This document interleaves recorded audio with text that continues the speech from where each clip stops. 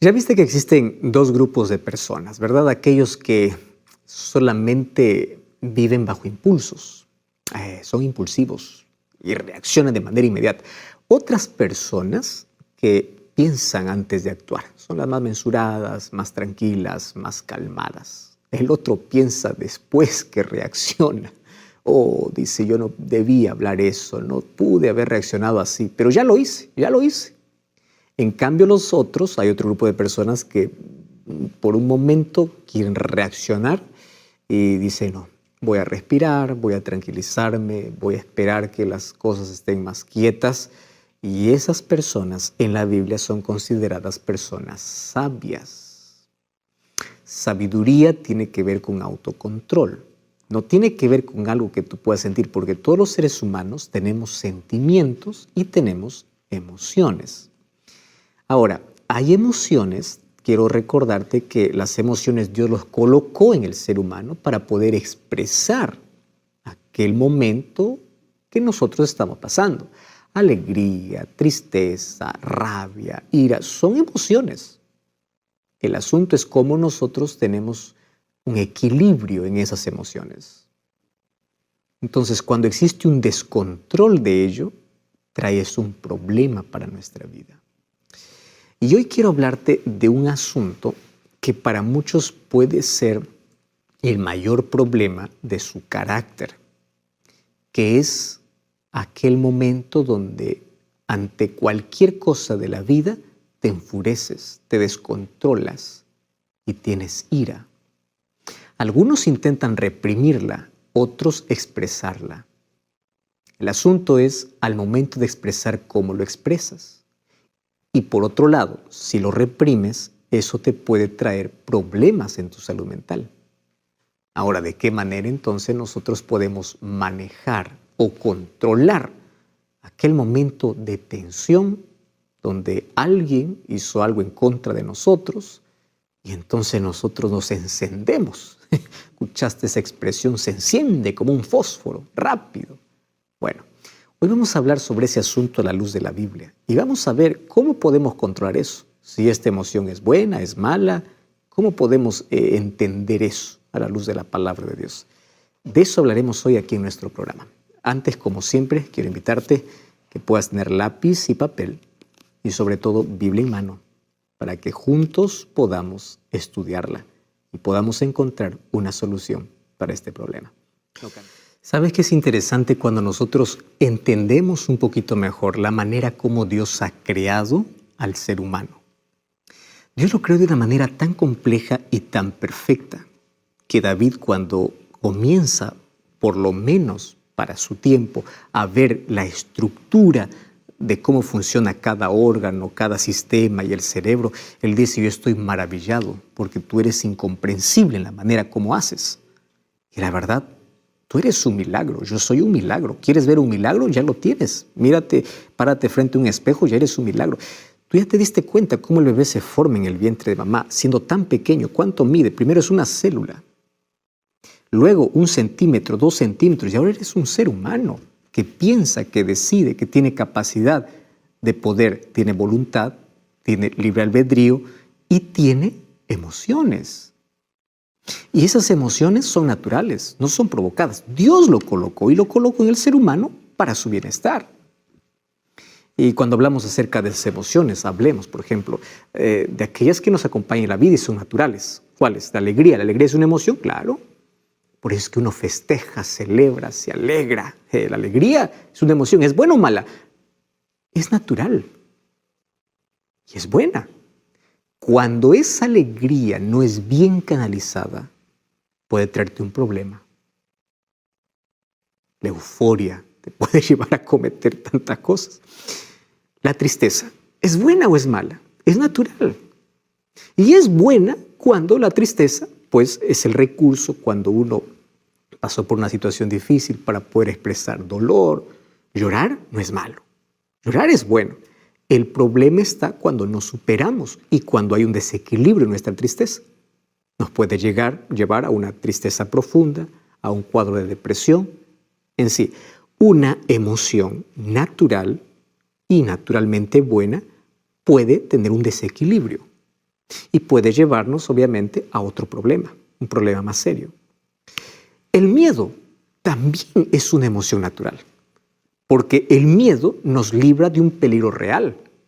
Tú estás ahí al filo de un abismo y tú no colocas el pie más allá. Te da temor, te da miedo. ¿Por qué te da miedo? El miedo te protege de un peligro real. Pero hay otro tipo de miedo, que son miedos irracionales. Ese miedo al futuro, ese miedo, no sé, miedo a fantasmas, miedo irracional. Miedo a no salir de tu zona de confort. Ese es otro tipo de miedo. ¿Correcto? Y cuando hablamos de enojo, cuando hablamos de ira, ¿qué crees? Hay muchos que a esto lo han visto así. No, esto no, esto es pecado. No. Eso también es una emoción natural. Ahora, ¿quién dice que nunca se enojó, nunca se alteró, nunca tuvo ira? Está mintiendo. Porque así como tienes tristeza y alegría y miedo, también tienes enojo, también tienes ira. Ahora, el problema es cuando la ira es una emoción intensa y descontrolada. Así como las otras emociones, cuando no hay un equilibrio y cuando hay un descontrol, trae problemas. Ahora, es común ver personas enojadas y peleando por todo, ¿verdad?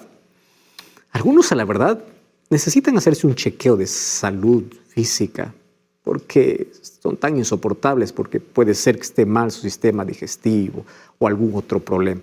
Pero sabes que en el mayor de los casos tiene que ver con un problema de autocontrol, de autodominio, un desequilibrio. Y hay tantas personas que son tan amargadas para sí mismas que les gusta vivir amargando la vida de los demás. Personas que ven todo oscuro, todo negativo, todo está bien y están fijándose en el punto negro. Yo recibo algunos mensajes que a mí me da risa. Yo no leo a menudo los mensajes que recibo en las redes sociales.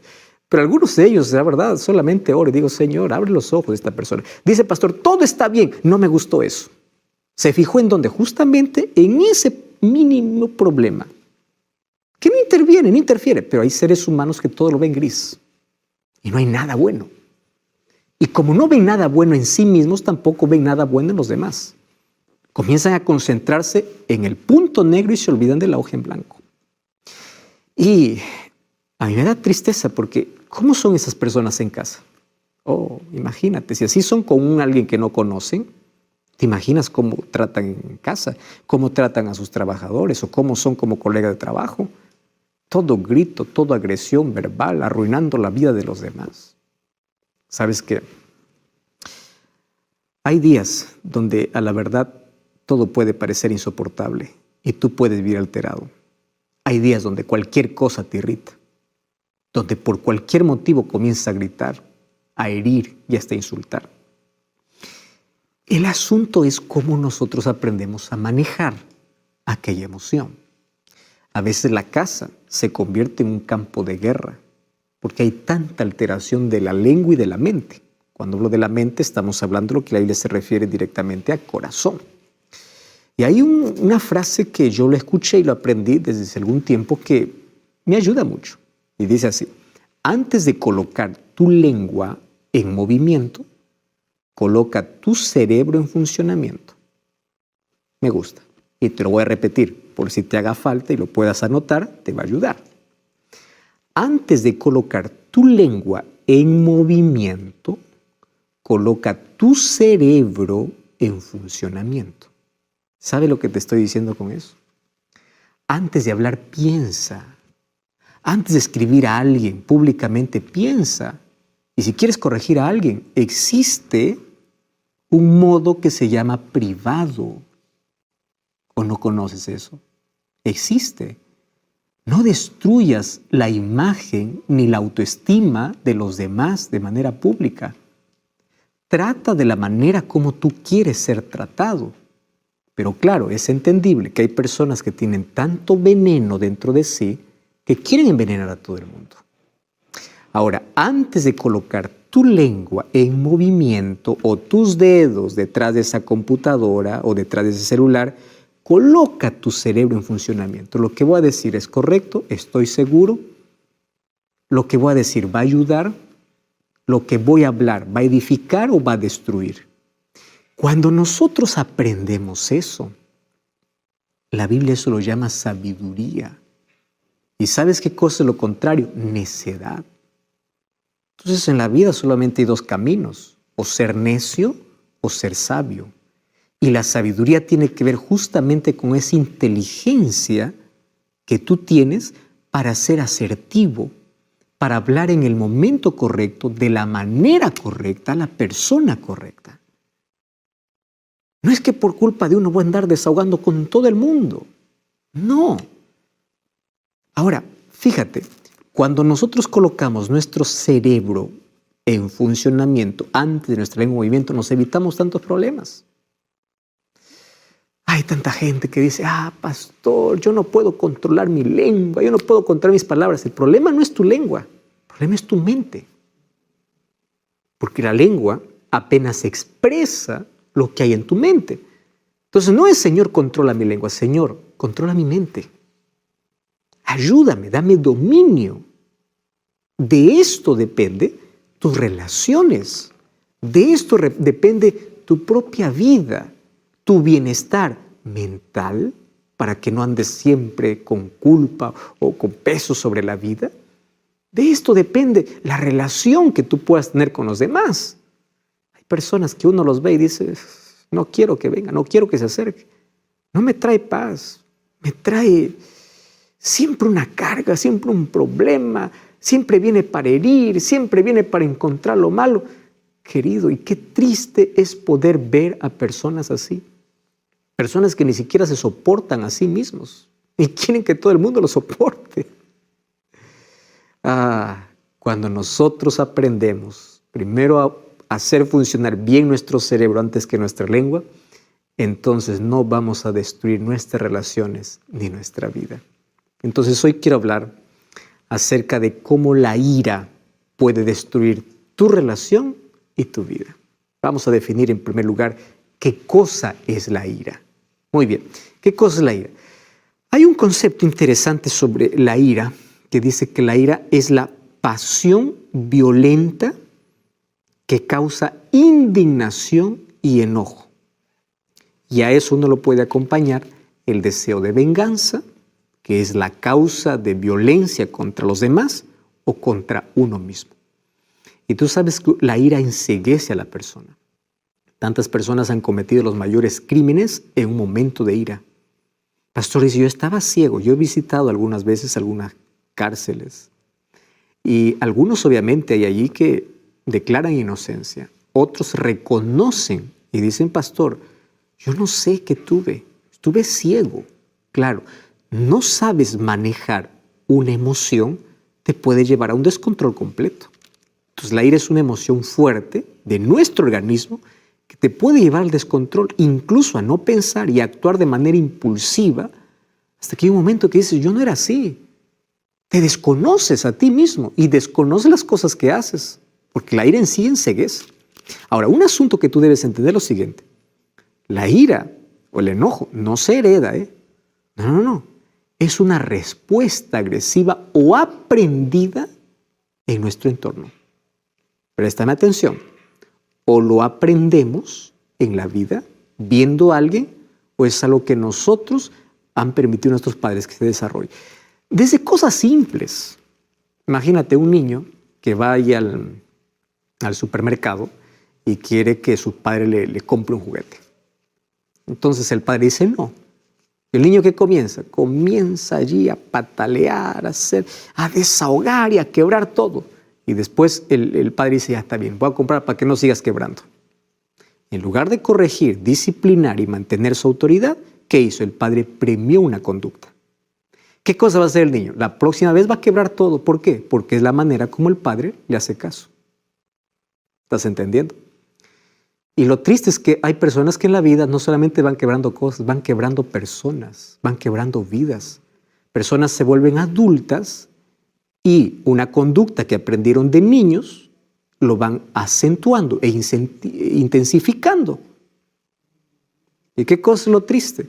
Lo triste es que cuando llegan a la adultez, cuando llegan al trabajo, cuando llegan a desarrollarse en la vida, ya no hay manera de que puedan controlarse porque nadie les enseñó qué es dominio, nadie les enseñó qué es control, nadie les enseñó que hay límites en la vida, nadie les enseñó que hay que respetar a los demás, nadie. ¿Cuál es el resultado? Lo que hoy vemos. Gente maleducada, gente irrespetuosa, gente que hiere a los demás, gente que no tiene sentido común. ¿Me entiendes? Ahora, cuando hablamos sobre la ira y el enojo, que si bien es cierto, todo lo experimentamos, Jesús mismo lo experimentó. ¿Te acuerdas cuando Él castigó a aquellos que estaban vendiendo en el templo? Él estaba enojado. Entonces, ¿cómo poder entender hasta qué punto hay una línea que no tenemos que cruzar? Para eso quiero mostrarte de que en la Biblia hay dos palabras griegas para poder describir el significado de ira o enojo en el Nuevo Testamento. ¿Correcto? Entonces, aquí vas a encontrar dos palabras griegas para poder describir. La primera es la palabra thumos. Y la palabra thumos hace referencia a la explosión de ira debido a una indignación interna. Tú estás indignado, donde tú parece que te inflamas rápido, pero así como es rápido, se apaga rápido. Ojo, esto también puede incitar a venganza, aunque no necesariamente lleves a cabo. Alguien me dijo lo siguiente, pastor, ¿cómo se entiende la ira de Dios en la Biblia? Porque en la Biblia se menciona mucho sobre la ira de Dios. La ira de Dios es la indignación de cómo el pecado está destruyendo una obra maravillosa, cómo el pecado destruye al ser humano, cómo el pecado acaba con la felicidad. Dios se indigna y quiere acabar. Y antes de poder arrancar el mal, Él invita para que el ser humano se aparte del mal. Pero como el ser humano, en lugar de apartarse del mal, se aferra al mal, Dios quiere destruir el mal. Y como quiere destruir el mal y el ser humano está aferrado al mal, tiene que destruirlo con el ser humano. No es que Dios tiene ira contra el ser humano, sino contra el mal que le daña, que deteriora, que acaba con el ser humano. Entonces, la palabra thumos tiene que ver con esa indignación. Al ver que una cosa, una injusticia, al ver alguna cosa, una indignación que uno siente. Y eso tiene que acabar. Entonces, es como algo que se inflama y se apaga. ¿Cómo? La segunda palabra es la palabra orgé. Entonces la palabra orgé ya es una condición de ira continua. Esto ya es más humano, más pecaminoso. Entonces es algo que permanece en la mente. Entonces el ser humano tiene ira ya contra alguien y no se le pasa. Y en su mente va masticando la amargura hasta que dice, ¿de qué manera yo me puedo vengar? Ahora, es menos explosiva. Hay personas que dicen, me la aguanto aquí todo, pero es más duradera. Está ahí en la cabeza dando vueltas. Me voy a vengar, me voy a vengar, me voy a vengar. Este es uno de los tipos de ira más peligrosos. ¿Por qué? Ahora, las causas de la ira pueden ser internas. Sucede cuando tenemos recuerdos del pasado. A veces te da ganas de volver al pasado y destruir a todo lo que te hicieron daño, ¿verdad? Lo llevamos por dentro. Nos produce dolor. ¿Y sabes qué es triste? Porque a veces ahí nosotros mismos nos atacamos, nos insultamos, nos desvalorizamos, nos reprimimos. Y esta ira reprimida se puede convertir en depresión. Mucho cuidado, puede traer problemas mentales. Hay otra que es externa. Y es la ira relacionada con lo que sucede a nuestro alrededor. Es aquella que dirigimos hacia los demás. Entonces vamos a la Biblia para ver qué cosa es lo que Jesús dijo acerca de la ira o el enojo. Mateo capítulo 5. Mateo capítulo 5 es el sermón de la montaña. Comienza con las bienaventuranzas.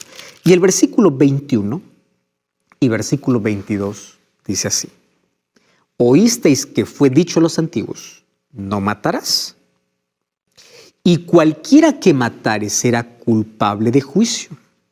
Pero yo os digo, cualquiera que se enoje contra su hermano será culpable de juicio. Cualquiera que diga necio a su hermano será culpable ante el concilio. Cualquiera que le diga fatuo quedará expuesto al infierno de fuego. ¿De qué está hablando? Palabras, ni siquiera de agresión.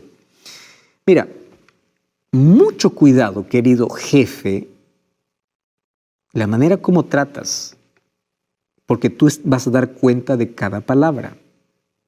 Mucho cuidado, papá o mamá, la manera como tratas a tu hijo. A veces dice, es la manera como disciplino. No estás disciplinado, estás desahogando tu ira. Y tienes que aprender a diferenciar disciplina con desahogo de ira. La disciplina no es desahogo de ira. La disciplina se realiza cuando uno está calmado, no cuando está irado. Mucho cuidado con lo que dices a los demás. Tú lees estas palabras, parecen simples, ¿no? De eso serás culpable en el día de juicio. Mucho cuidado, tú que estás siempre detrás de una pantalla escribiendo mal de los demás, manchando la imagen de los demás, avergonzando a los demás o tratando mal a los demás. Mucho cuidado, vas a dar cuenta de todo en el juicio. Ahora, ¿sabes qué cosa es lo interesante aquí? Aquí dice, cualquiera que se enoje contra su hermano y comience a expresar ¿qué cosa? Violencia. ¿Qué tipo de violencia? Verbal. Entonces la violencia física es más aún. Ahora, la verbal, tú que le dices necio, tú que le dices fato, tú que le dices, todo va a ser, o todo está registrado para el día del juicio. Ahora, me llama la atención lo que Jesús dice así. Si te enojas y no sabes controlar tu enojo, es lo mismo que tú estuvieras matando. Porque ahí dice, oíste que fue dicho no matarás, y cualquiera que matare será culpable de juicio, pero no solo el que mata, también el que se enoja. A veces nuestras palabras pueden convertirnos en asesinos. ¿Te das cuenta? Entonces, enojo es un estado emocional. Y todo lo experimentamos ante diversas situaciones. El problema es cómo nosotros manejamos y expresamos eso. Y sucede en varios grados de intensidad.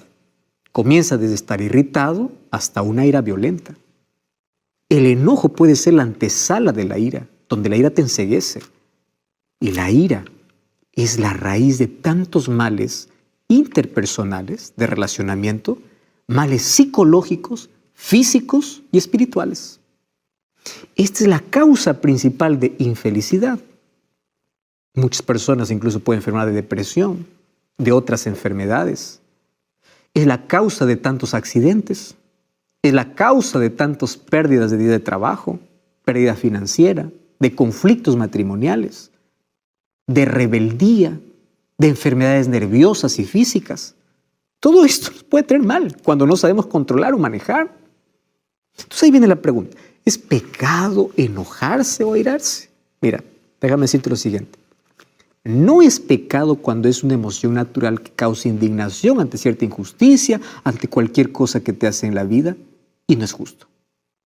De acuerdo a lo que nos enseña la palabra de Dios, lo que no debemos tener es la ira como nuestro patrón de conducta que nos lleve siempre a querer vengarnos. Lo que no debemos tener es guardar rencor en nuestro corazón y vivir odiando a los demás. Vivir con la amargura y el odio. No.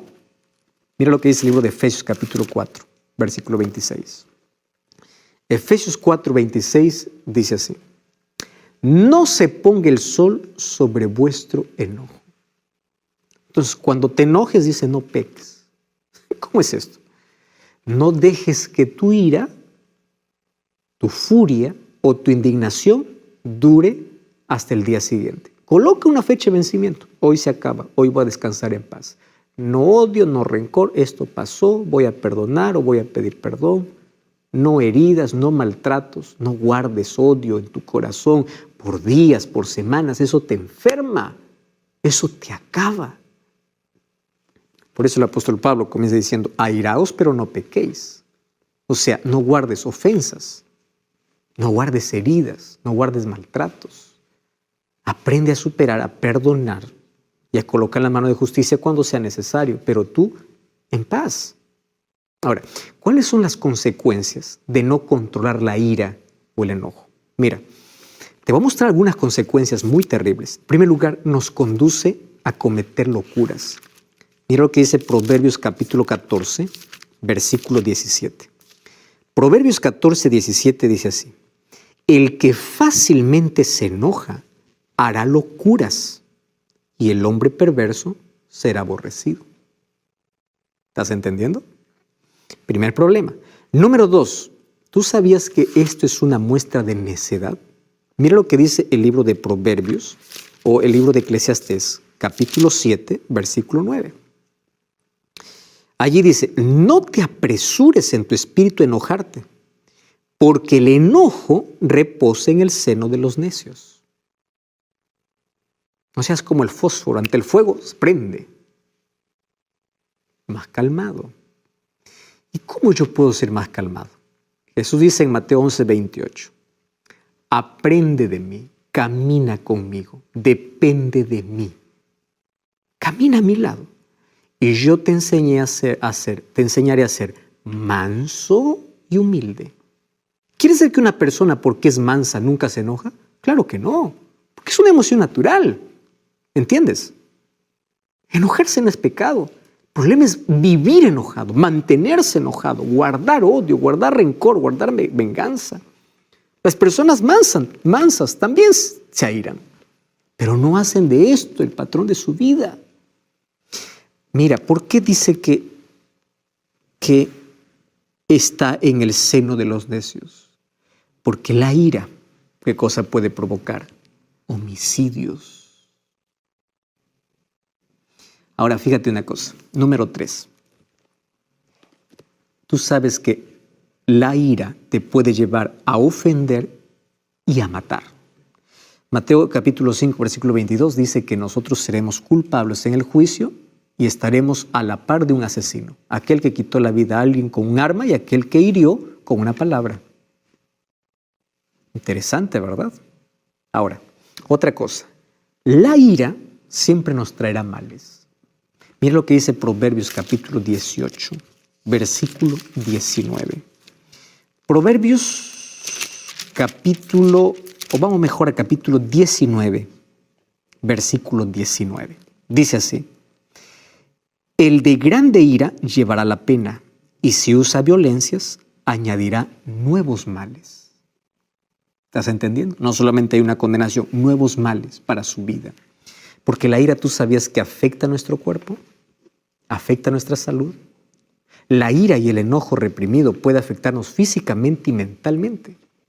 Y fíjate que cuando nos airamos, el organismo se prepara para un cambio. Nosotros no vemos eso, pero eso todo está ocurriendo dentro de nosotros. Por ejemplo, cuando una persona está airada y vive airada, vive con odio, rencor, con odio en su corazón, aumenta su presión arterial, se aceleran los latidos cardíacos, se produce una grande cantidad de adrenalina. Por eso que la persona está tan exaltada y puede cometer locuras. Se dilatan las pupilas y se movilizan obviamente otras funciones físicas. La ira debilita el sistema inmunológico. Y cuando tú estás débil inmunológicamente, cualquier enfermedad te puede tomar. Entonces, por otro lado, si nosotros reprimimos esa ira, y tú dices, sonríes para todo, aquí no pasó nada, pero por dentro estás sirviendo, si tú reprimes y no lo expresas, puedes afectar también tu organismo. Entonces, ¿cuál es el equilibrio? Algo te molestó, exprésalo, pero pensando, antes de colocar la lengua en movimiento, el cerebro en funcionamiento. Esto me molestó. Hoy no me hables, yo estoy molesto, por favor, luego hablamos. Hay maneras, ¿verdad? O expresar, señores, estoy muy molesto, estoy muy enojado con esto, pero no voy a herir, voy a atacar el problema, no a la persona. Expresarlo de la manera correcta. Además del daño físico, sufrimos daño mental y psicológico.